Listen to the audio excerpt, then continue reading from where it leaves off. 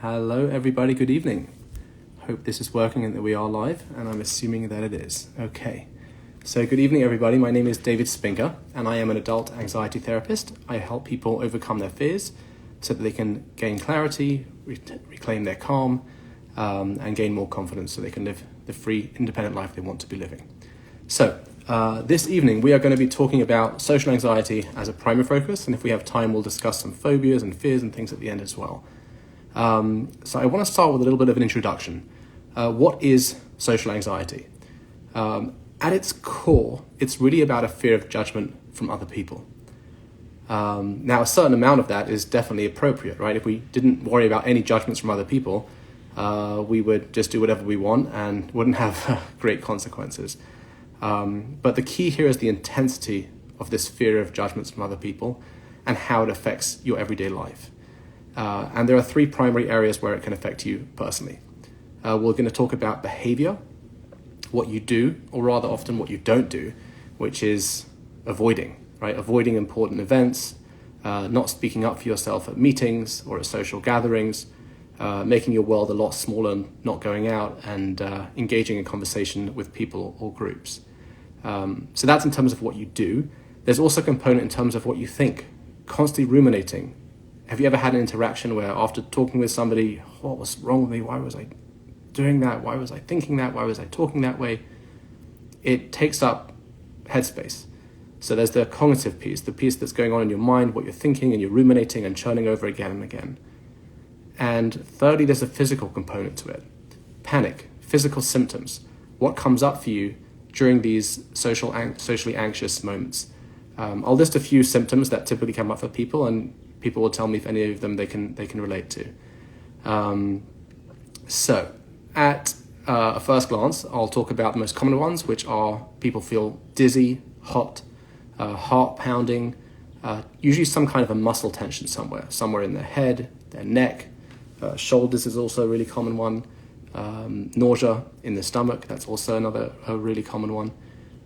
So the point is there are different components to anxiety, as we're relating it now specifically to the social anxiety piece. What we do, what we don't do, what we feel in our body, which can often lead to full-blown panic attacks with intense physical sensations, and then what we think about. Okay, so most people can relate to that on some level. And like I said, a certain amount of that is going to be helpful and healthy. The issue is when we start to avoid things and our world becomes a lot smaller.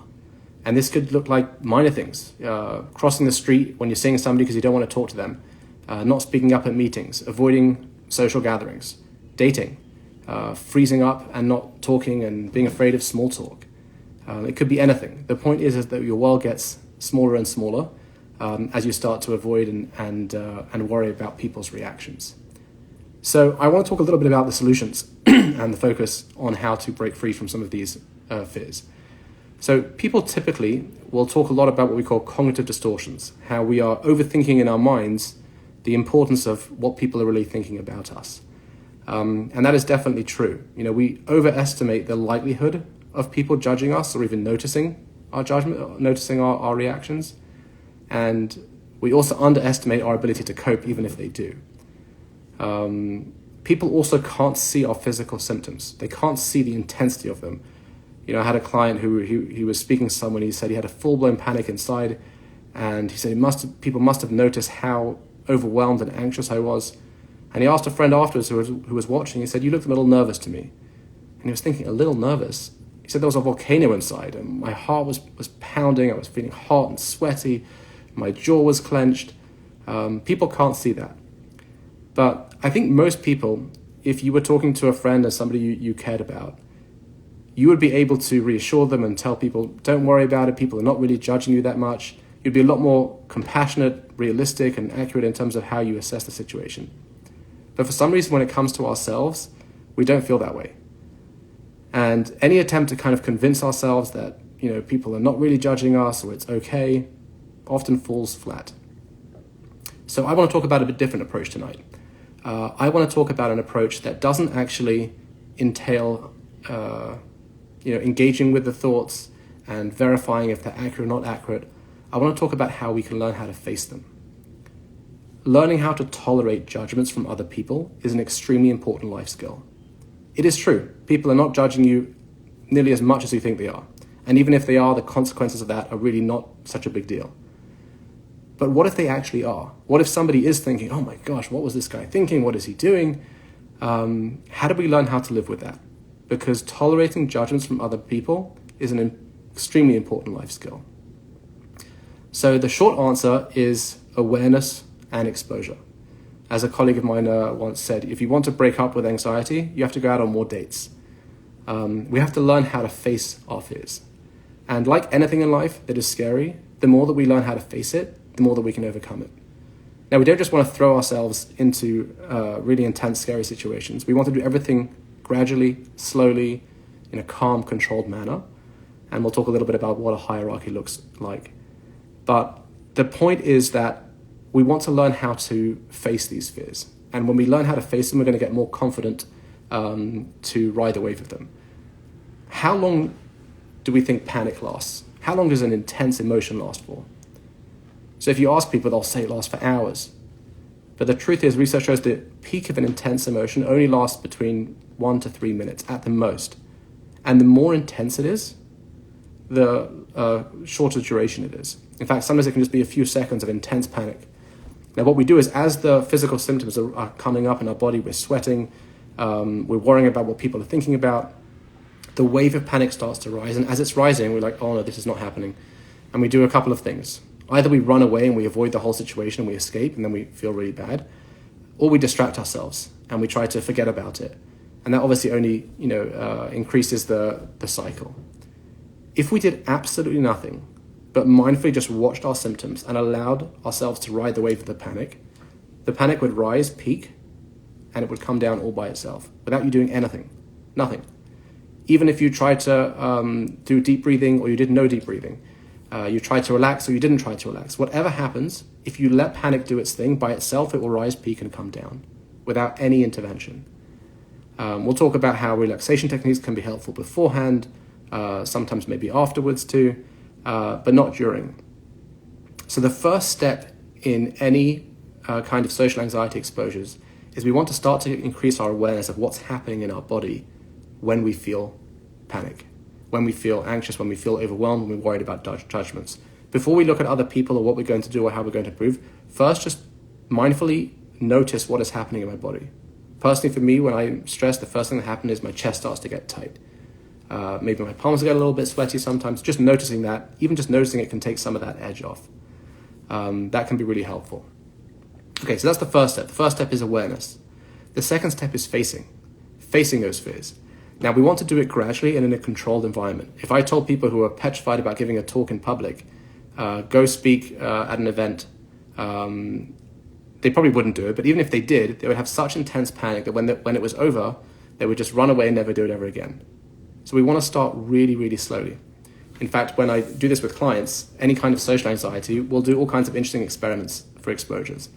For some people, it's just about getting more comfortable talking to strangers or just talking in general. We'll have people go to Central Park and ask people the time.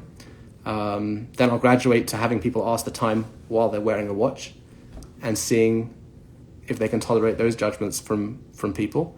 I've done this so many times. Very rarely have I had any strange reactions. I guess you're in Manhattan, all kinds of interesting people anyway, so people don't seem to care that much. But you learn a few things. First of all, you get comfortable tolerating all kinds of interesting reactions from people. And you also get to see and experience that people don't care that much. And crucially, if you're mindful of what's reacting in your body, you learn how to ride the waves of your physical symptoms without them feeling overwhelmingly dangerous, just merely uncomfortable, something you can get used to and get better at. Some other kinds of exposures could be going to pay for a coffee in Starbucks with dimes and feeling the judgments of other people on your back as you're waiting. You could ask people in Central Park, where is Central Park while you're standing there? I did this recently with a client. And he first said, no way, I'm never going to do that. What is everybody going to think? I said, what are people going to think? Let's see. Let's experiment. And I've done this hundreds of times with people at this point. You ask people in Central Park, where is Central Park? Most of them just say, you're standing in it. But my clients are worried, everyone's going to think I'm an idiot. What's wrong with me? So we get to see, again, two things. First of all, most people don't care. They're a lot more compassionate than you think. They don't see your sweaty palms, your pounding heart, your dizziness, your nausea. And you also get to see that you can ride through that and you can cope through that. So we want to get more comfortable facing our fears gradually. If we're overwhelmed with what's going to happen if I make a mistake, or if I say something wrong, or if I mumble my words, or if somebody says something and I don't know how to respond to them, let's practice purposely making a mistake and seeing what happens.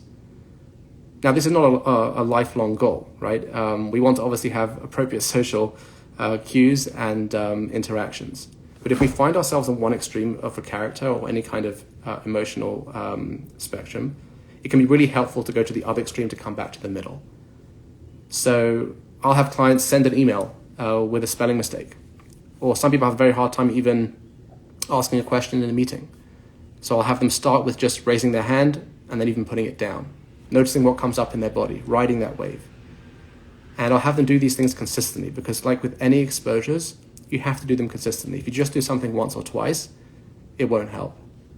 Okay, so this is the basic theme. The issue is social anxiety, fear of judgments from other people has significant consequences in terms of what you do, what you avoid, how you make your world smaller, not speaking up, worrying what other people are thinking, with often intense physical symptoms like panic. And part of the solution is learning how to tolerate judgments from other people and living in line with your values and what's important to you. Okay? Just as a small example, I remember years ago I was invited to speak at a charity event. And right at the beginning of the talk, I put my hand out and it was shaking like this. And I asked people, okay, maybe not that much, but maybe about like that. And I asked the audience, what do you think is happening? And somebody said to me, oh, you look a little nervous. And I said, you know what, I am. I said, here I am coming to talk about anxiety. I'm a little anxious. My body is excited. But the key here was that's all it was, right? When I was asking the audience what they would have felt or thought if they were up there speaking, I said, oh my gosh, everybody's noticing my anxiety. And I asked people, can you feel my heart pounding? Can you notice my sweaty palms? No. People notice a slight shakiness, maybe a little quiver in my voice. And then 10 minutes later, I held it out again and it was completely flat, steady, because I had calmed down. But the point is I didn't push away those feelings. I just allowed them to be there. I used it as excitement, was natural. I let the waves come, rise, peak, and come down all by themselves. As I was talking, I got more confident, and I was able to ride through it. So the key, like we said, is awareness and exposure, facing things again and again and again gradually until you get more confident you can overcome and conquer your fears. And you want to start really small. You don't have to start with anything too big. In fact, you shouldn't start with anything too big. You also want to be mindful of what we call safety behaviors. These are things that we do when we have to engage in a social interaction that make us feel safe. So, for example, a lot of people will make sure they have a water bottle with them, or maybe some medication, or their cell phone, or maybe they'll only go somewhere with a friend. Now, in and of themselves, people say, helps me do the things I'm scared of doing. But if you think about it, the message the brain is getting is that I can't do this by myself or without these safety behaviors. So we want to get more comfortable doing these things without any of those. If you can't do it, so start with them and then gradually reduce and eliminate them. But again, awareness and exposure. Okay, excuse me. I'm going to read out a couple of questions that I got from the community, and then we'll see if we can get to some fears and phobias as well. Okay, here's a question that came from the community. I have a strong belief that I'm defective when it comes to interacting with others. People who I'm working with and family members keep on telling me I'm not, but this belief is a part of me and I can't separate it. So again, I have a strong belief that I'm defective when it comes to interacting with others. People who I'm working with and family members keep on telling me I'm not, but this belief is a part of me and I can't separate it. So this really ties in with what we were talking about, how this person knows intellectually that the people they're interacting with tell them they're fine, they're okay, they're not defective, but they feel that way.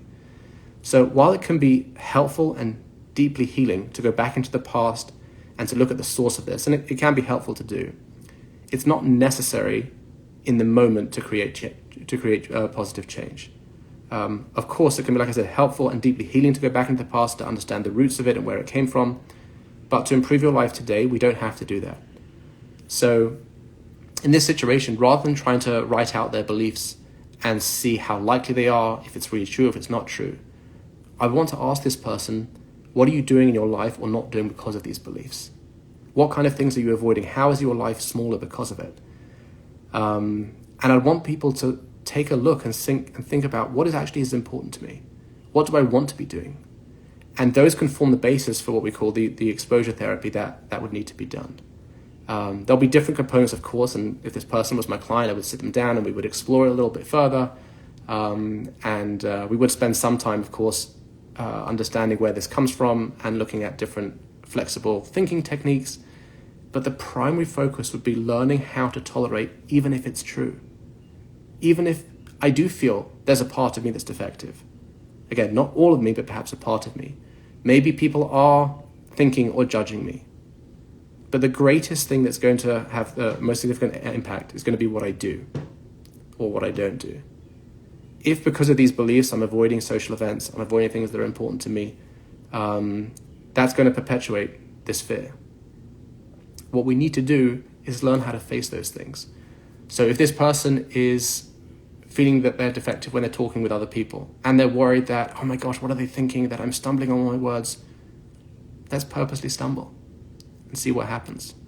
Let's ask people afterwards what their impressions were. Let's start small if this is too overwhelming and just start talking to people, initiating conversations, learning how to face those fears. So rather than trying to fight this fear, and I can see the questioner really wants to get rid of this fear, right? People tell me it's not true. People tell me this is just a part of me, but I can't seem to separate it. I would say give up the fight. Agree with the thought. Maybe it's true, maybe it's not true. But you are not your thoughts. And I always ask this to people, and it sounds quite philosophical, but are you your thoughts? No, you have thoughts. Your heart pumps blood around your body, and one of the functions of your brain is it pumps thoughts. And some of those thoughts you're going to use to make decisions, and some you're just going to notice them and let them be there. You know, people like to think about their thoughts as clouds in the sky or objects on a river going by, and sometimes the river's rushing, there's tons of different objects and leaves in the river, and some of them get stuck on a rock. But you have thoughts. You are not your thoughts. Your heart pumps blood around your body, and one of the functions of your brain is it pumps thoughts. Now, this core belief that you are defective and you can't interact with people, we could go back and we can look at that, and we could try to be proactive in practicing flexible thinking and looking at different ways and trying to change it or modify it. But what if we just noticed it and allowed it to be there and still engage in things that were important to us? In other words, we stopped fighting. You know, we talk about acceptance a lot in therapy, and acceptance as a core doesn't mean I'm happy with it. It just means acknowledging it. There's a part of me, due to my history, my nature, my nurture, that feels this way. Okay, let's talk to that part. Let's be compassionate about that part. And let's focus on other parts of you. Let's focus on things in your life that are really important to you that you're not doing because of it. And let's give up the fight and start focusing on those. And when we start engaging in the world and things that are important to us, slowly and gradually and continually and consistently, we're going to feel a lot better about ourselves. Okay, here's another question from the community. I'm dealing with social anxiety for years. I did CBT but still feel the fear in my body. Is social anxiety unique then from other anxiety? Let me read that again. I'm dealing with social anxiety for years. I did CBT but still feel the fear in my body. Is social anxiety unique then from other anxiety? So I think the question is asking, the anxiety when it comes to social anxiety shows up in the body, and is that unique to social anxiety? And the short answer is no. It can often be extremely intense with social anxiety. People talk about feeling a rush of blood to their face, and like I said, heart palpitations, sweating, shakiness, aching. But the truth is, it can be about any form of anxiety. In fact, one of the areas that I focus on is helping people get over fears and phobias. A lot of people are afraid of driving on bridges or tunnels. A really common one I deal with is fear of flying on planes. Research shows about a third of the people on the plane have intense anxiety about flying. They'll never tell you, but it's there. Fear of heights. Another client, she had intense fear of walking down the aisle at her wedding. And all of these people had similar physical symptoms in common. So although it feels, and this is often what happens, is that nobody else can see those physical symptoms. So people suffer in silence, and we think there's something wrong with me. And why is it? It's just like a small thing. I'm sitting in a meeting, or I'm talking to somebody, and a rush of blood, and I'm sweating, and I'm panicking. And first of all, we think, like we said, everybody can see it when they really can't. But we think that there's something unique and that nobody else ever experiences these things. What's wrong with me? It's only me. But the truth is, this can be true with all anxiety and all fears or phobias. And with the client who had the fear of walking down the aisle at her wedding, we went to the wedding hall before the wedding, weeks before. We walked down the aisle, we brought some friends, and we practiced bringing up those physical symptoms. We had the music she was going to have at her wedding, and we went there when there was actually a wedding too, and she walked behind. And we brought up the same physical symptoms: heart palpitations, dizziness, her legs were very shaky. That was another one that was a big one for her. And she rode the weights, and she did it again and again and again. And at the beginning, she had a huge urge to bolt and to run. That was her biggest fear. She's going to run. And one of the things we learned how to do was to get more comfortable with the feeling that she's going to run, and noticing that, allowing that to be there without actually doing it. So these physical symptoms that you experience in your body because of social anxiety can come up in any kind of situation that we're worried about. Heights is another really common one. I had a client with intense fear of elevators, and same physical symptoms. I should point out, by the way, that one of the most common fears about the fear of panic and the physical symptoms is that we're going to pass out and die, or just pass out from dizziness. The truth is, unless you have low blood pressure issues, that is actually the last thing that's going to happen. When we're anxious, try going to sleep. You can't sleep. Why? Because your body is so aroused. The nervous system is more awake than ever. So people often think they're going to pass out from panic. That's actually the last thing that's going to happen. People worry, when I'm breathing heavily and I'm not going to be able to get back my breathing, I'm just going to pass out eventually. There are techniques to kind of learn how to calm your nervous system and to bring yourself back to a calmer state. But I actually help people ride through the most intense panic. Have them try to stop their breathing and see what happens. And you see there's nothing you can do. No matter what happens, your body is primed to bring you back to a calm state eventually. So you won't pass out from panic. Nobody's ever done that. Like I said, unless you have low blood pressure issues, you're more awake than ever. But these physical symptoms apply to all kinds of anxious situations. People don't notice it. They don't notice the intensity of it. But there is actually a form of therapy, what we call interoceptive exposures, where you can specifically target the physical symptoms.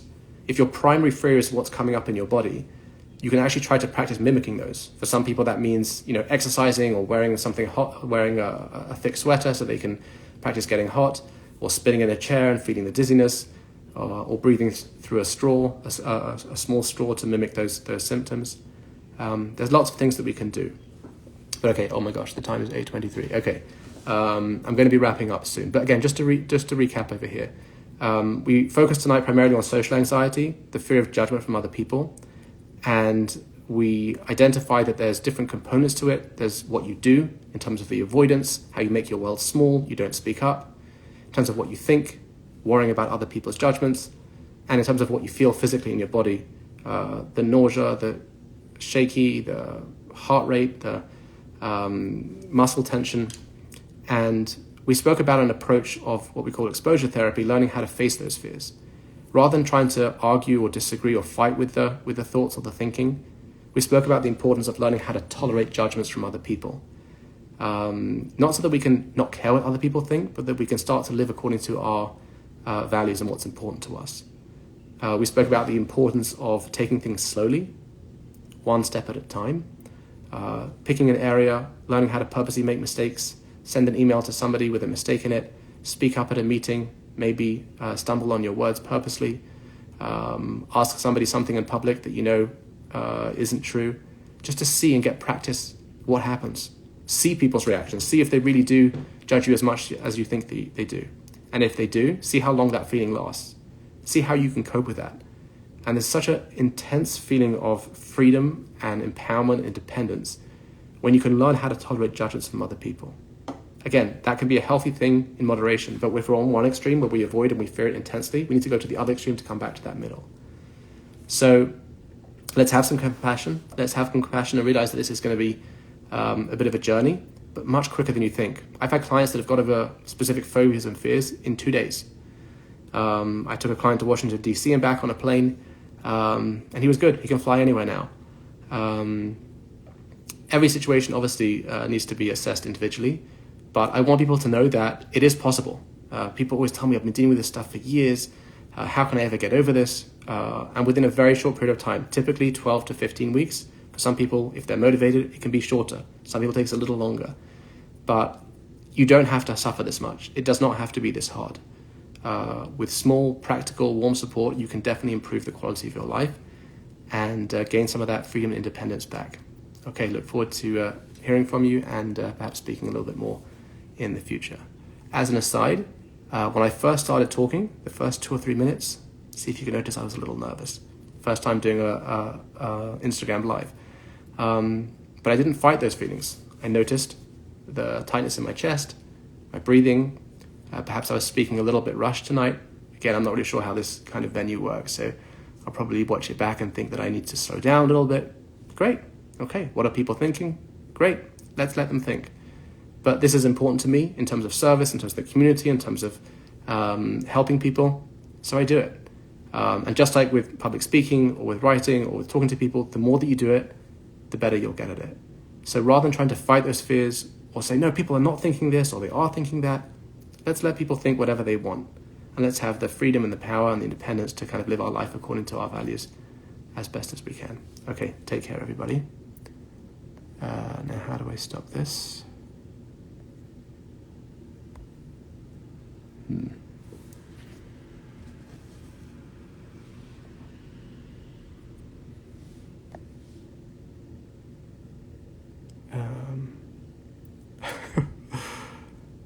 My name is David Spinka. Feel free to look me up afterwards. Okay, bear with me a second. How do I stop this Instagram feed?